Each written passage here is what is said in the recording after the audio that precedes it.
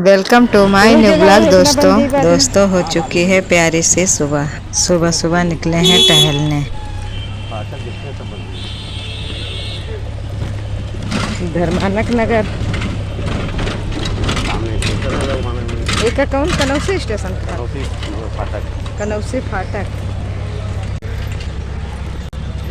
गली वो रहा जो के बच्चे के अंदर जाना पड़ा था भोला के वाली। अच्छा इधर कनौसी इधर भोलक है। हाँ ये सब मकान भोलक है। पार है नारिया उल पार भी है।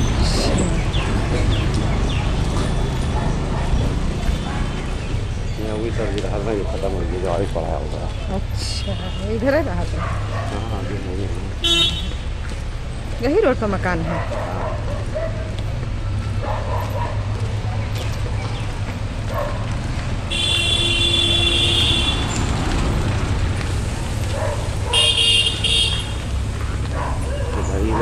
रेलिंग लग गए तो रेलवे अपन जगह कवर कर ले। ये रेलवे रेलिंग है। अच्छा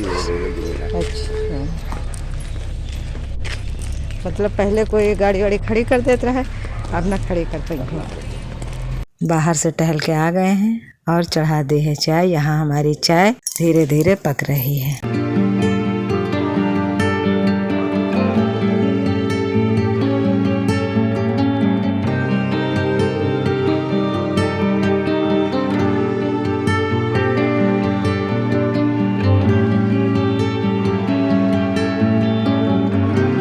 फिर आ गए हैं ऊपर थोड़ा देखने और टहल भी रहे हैं, क्योंकि ऊपर भी देखना पड़ता है कि गमले में भी इस समय पानी डालना पड़ता है, क्योंकि बारिश हो नहीं रही है और बदली भी रहती है बादल वही देख रहे हैं और धूप भी निकलने वाली हो गई है। मौसम अच्छा है सुबह सुबह और इस समय फूल पत्ते पेड़ पौधे बहुत अच्छे लगते हैं, क्योंकि बारिश का पानी उनमें पड़ चुका है तो अच्छे लगते देखने में।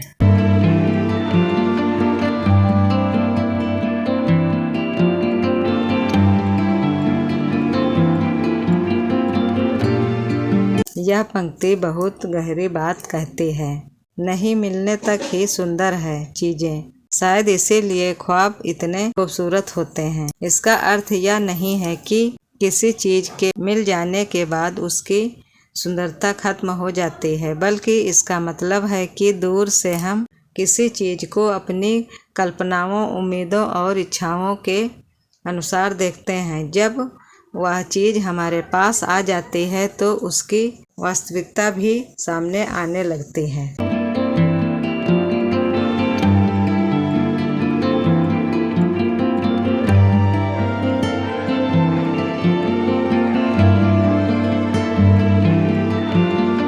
दूर की चीज हमेशा थोड़ी ज्यादा खूबसूरत लगती है। जब कोई चीज हमें नहीं मिली होती तो हमारा मन उसके बारे में एक सुंदर तस्वीर बना लेता है।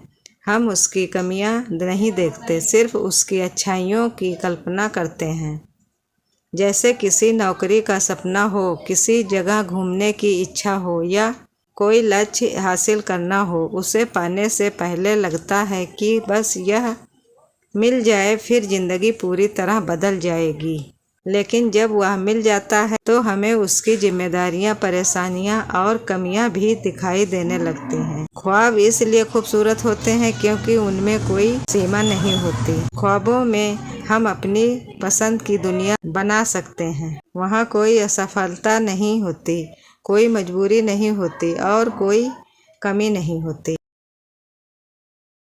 अब फिर आ गए हैं किचन में तो खाने की तैयारी कर रहे हैं। आज खाने में बनाएंगे लोबिया की सब्जी और रोटी। तो वही सब्जी को छौंक रहे हैं कढ़ाई में। हमारे वहाँ कोई भी सब्जी हो तो उसमें लहसुन प्याज से तड़का लगता है। कोई इसमें प्याज नहीं डालता है और हम तो नहीं डालते हैं। अगर हम अकेले काटें, लेकिन हस्बैंड जी को पसंद है प्याज तो वो तो जरूर डलवाते हैं। तो यहाँ पे सब्जी छौंक रहे हैं। प्याज लहसुन पक गया था तो उसमें डाल दिए हमने सब्जी मसाला। सब्जी मसाला को ज़्यादा नहीं पकाते क्योंकि सूखा मसाला रहता है और डालने के बाद फिर उसमें सब्जी डाल देते हैं।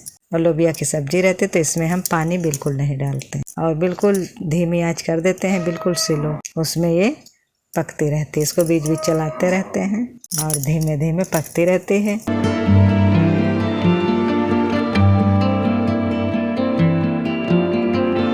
अब इसमें डाल दिए हैं नमक। नमक डालने के बाद अच्छे से चला देते हैं और फिर बीच बीच इसको चलाते रहते हैं और ढक देते हैं और गैस को धीमी कर देते हैं, तो ये धीरे धीरे पकती रहती, तो बहुत ही स्वादिष्ट सब्जी बनती है लोबिया की। क्योंकि हमारे पास समय रहता है तो हम धीमे धीमे पकाते हैं। और वैसे कभी ऐसा मौका हो कि जैसे समय नहीं है टाइम, तो फिर कुछ लोग पानी उसमें डालते हैं, लेकिन हम कभी नहीं डालते हैं क्योंकि हमको पसंद ही नहीं है इसमें।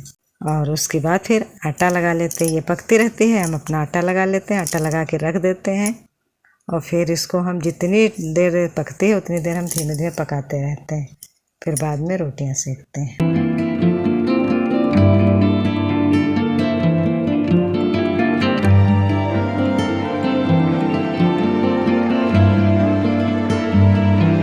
अब आ गए हैं रोटियां सेकने, और रोटी सेक के बेटे के लिए टिफ़िन लगा देते हैं। और उसके बाद फिर अगर रोटियां खाना होता है हस्बैंड जी को खाना तो फिर सेकते, नहीं तो थोड़ा फिर रुक जाते हैं, क्योंकि सुबह सुबह का यही रहता है। क्योंकि इस समय वो गरम रोटी खाते हैं, तो फिर वो जब नहाने जाते हैं तभी उनके लिए रोटी सेकते हैं। लेकिन आज हम सारी रोटियां सेक लिए थे, क्योंकि इस समय गर्मी फिर से पड़ने लगी है, तो फिर हम बना लेते हैं रोटियां। हम जैसा चाहते हैं वैसा ही परिणाम सोच लेते हैं, इसलिए ख्वाब अक्सर हकीकत से ज़्यादा सुंदर लगते हैं। हकीकत में परिस्थितियाँ होती हैं, ख्वाबों में सिर्फ संभावनाएं, उम्मीद चीज़ों को और सुंदर बना देती है।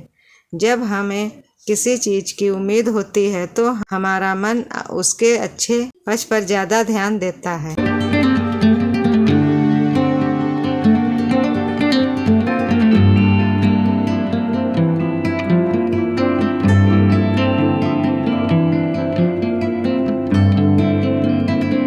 यहाँ पे सब्जी हमारी बन गई है, तो उसको अच्छे से चला के रख देंगे। जब ठंडी थोड़ा सा हो जाती है तो उसको निकाल के रख देते हैं।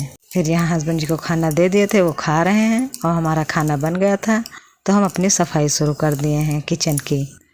गैस को भी साफ़ कर देते हैं, क्योंकि तुरंत रोटी सेकते हैं, उसको फिर सूखे कपड़े से झाड़ देते हैं तो फिर तुरंत साफ़ हो जाती। उसके बाद में गीले कपड़े से पोंछते हैं, तो हमारी सफाई तुरंत हम करने लगते हैं। अब यहाँ पे पत्थर को भी पोंछ देते हैं, फिर नीचे झाड़ू लगा देते हैं अच्छे से।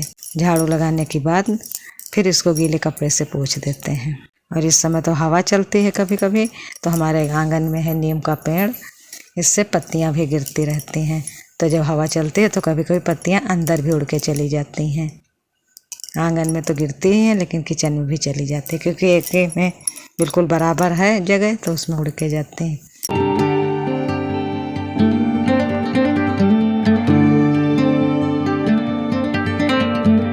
अब आ गए हैं यहाँ पे कपड़े धुलने।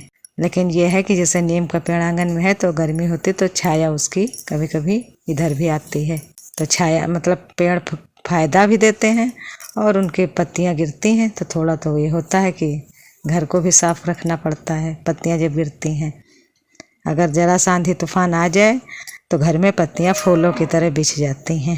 अब यहाँ पे कपड़े धुल के थोड़ी देर के लिए रख देंगे तार पे, अपना पानी निकल जाएगा, तब ऊपर जाके फैलाएंगे। और भिगो पहले देते हैं कपड़े। जब पोछा लगाने चलते आते हैं किचन में तभी कपड़े भिगो देते हैं। एक विद्यार्थी को परीक्षा से पहले लगता है कि अच्छे अंक आएंगे। किसी लक्ष्य को पाने से पहले लगता है कि सफलता बहुत सुखद होगी। किसी यात्रा से पहले हमें जगह की कल्पना बहुत रोमांचक लगती है। यानी कई बार हम चीज़ से ज़्यादा उसके आने की उम्मीद से खुश होते हैं।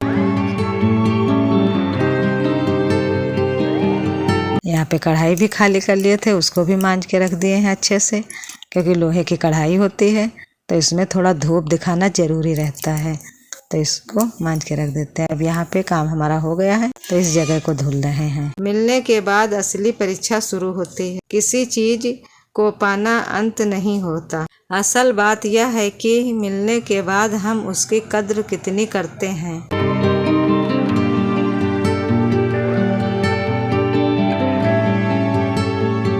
फिर आ गए हैं ऊपर 2 रूम हैं, वहाँ की भी आज धुलाई कर रहे हैं, क्योंकि इस पे जब ऊपर का है तो इसमें अभी पानी पड़ता है तो खुशबू इतनी अच्छी महक आती है मिट्टी जैसी। तो हमारी बेटी को बहुत पसंद है, तो वो क्या कहती है कि मम्मी इसको रोज डेली धुला करो। सुबह शाम को भी धुला करो, सुबह भी। अब इतना टाइम किसके पास है कि जो दोनों टाइम धुले। तो वही बीच कुछ इसको धुलते हैं। और कच्ची मिट्टी की महक तो वैसे भी सबको पसंद है। यहाँ पे धुल के कमरा लॉक कर देते हैं। तो यहाँ पे वैसे पूरा दिन साफ सुथरा पड़ा रहता है, क्योंकि हमारे वहाँ जल्दी कोई छोटे बच्चे नहीं, तो ज़्यादा गंदा कुछ नहीं करते हैं। कई बार इंसान किसी चीज़ को पाने के लिए बहुत मेहनत करता है, लेकिन मिल जाने के बाद उसका महत्व कम समझने लगता है। ऐसा इसलिए क्योंकि पाने से पहले वह चीज़ ख्वाब थी और पाने के बाद जिम्मेदारी बन गई। इसलिए जो मिल चुका है उसकी कीमत समझना भी उतना ही ज़रूरी है जितना उसे पाने की इच्छा रखना।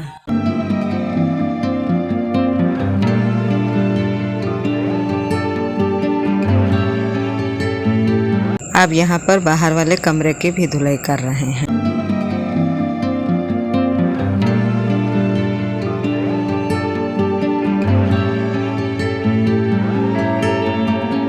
रिश्तों में भी यह बात लागू होती है। किसी व्यक्ति से दूर रहते हुए हम उसकी अच्छी बातें ज़्यादा याद करते हैं। उसकी बातें, हंसी, साथ बिताया समय सब कुछ खूबसूरत लगता है। लेकिन जब रिश्ता रोज़मर्रा की ज़िंदगी का हिस्सा बनता है तो उसकी वास्तविकता सामने आती है। तब छोटी छोटी आदतें, मतभेद और कमियां भी दिखाई देती हैं। यहीं से रिश्ते की असली खूबसूरती शुरू होती है, जब हम किसी को उसकी कल्पना के अनुसार नहीं बल्कि उसकी वास्तविकता के साथ स्वीकार करना सीखते हैं। कपड़ों का पानी निचुर गया था तो फिर यहाँ पे फैला दिए।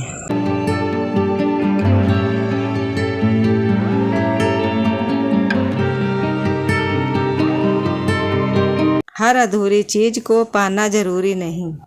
यह पंक्ति एक और महत्वपूर्ण सीख देती है। हर ख्वाब का पूरा होना जरूरी नहीं होता। कुछ ख्वाब हमें आगे बढ़ने की प्रेरणा देते हैं, कुछ हमें उम्मीद देते हैं और कुछ सिर्फ हमारी कल्पना की खूबसूरती बने रहते हैं। अब आ गए हैं कमरे में झाड़ू लगाने।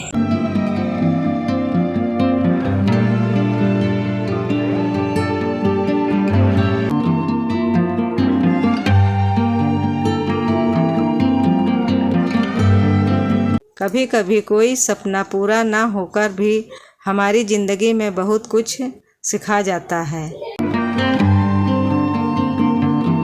अब यहाँ पे लगाने लगे हैं किचन में पोछा। अब इसमें ये रहता है कि जैसे ये किचन में इतनी सारी सामानें रहती हैं तो इनको कुछ हटा हटा के, कुछ ऊपर से गीला कपड़ा मारते हैं और सब हटा हटा के पोछते हैं। तभी अच्छा लगता है देखने में कि बिल्कुल साफ़ सुथरा लगता है किचन, जब सब कुछ हटा हटा के पोछा लगा देते हैं।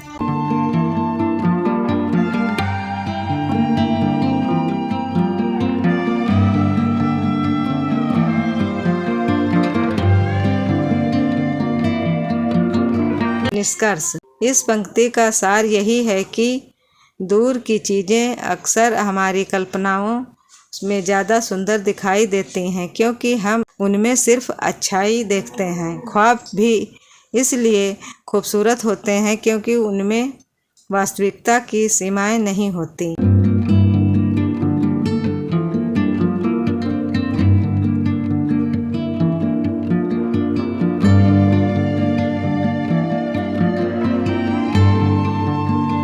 अब आ गए इधर कमरे की तरफ।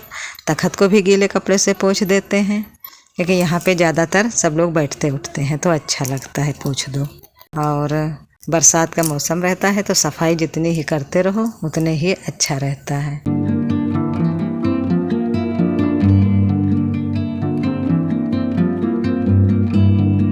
फिर लगाने लगे हैं कमरे में भी पोछा। यहाँ पे भी अच्छे से पोछा लगा देते हैं। बस पूरी सफाई सुबह सुबह हो जाती है हमारी। फिर हमारा सारा काम हो गया है। फिर यहाँ पे हम कर रहे हैं नाश्ता। अब यहाँ पे सारा काम हमारा हो गया था तो फिर हम चाय नाश्ता कर रहे हैं।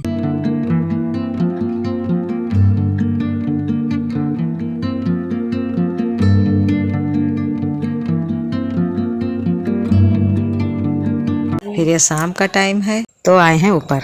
नीचे पानी भी भर चुके हैं और खाना भी बना चुके हैं, क्योंकि खाना बना के ऊपर आते हैं फिर पेड़ों में भी पानी इस समय डेली डालते हैं। तो डूबते हुए सूरज हैं तो कितनी लालिमा उनकी दिख रही है कि उगते हुए सूरज और डूबते हुए सूरज देखने में बहुत अच्छा लगता हमको। और बादल भी कितने प्यारे प्यारे हैं नीले नीले से। तो मौसम बहुत अच्छा लगता है ऊपर का। लेकिन जीवन की असली समझ तब आती है जब हमें कोई चीज मिल जाने के बाद भी उसकी कमियों के बीच उसकी अच्छाइयों को देखना आता है। ख्वाब देखना खूबसूरत है, उन्हें पाने की कोशिश करना उससे भी खूबसूरत है, और जो मिल जाए उसकी कद्र करना सबसे खूबसूरत है।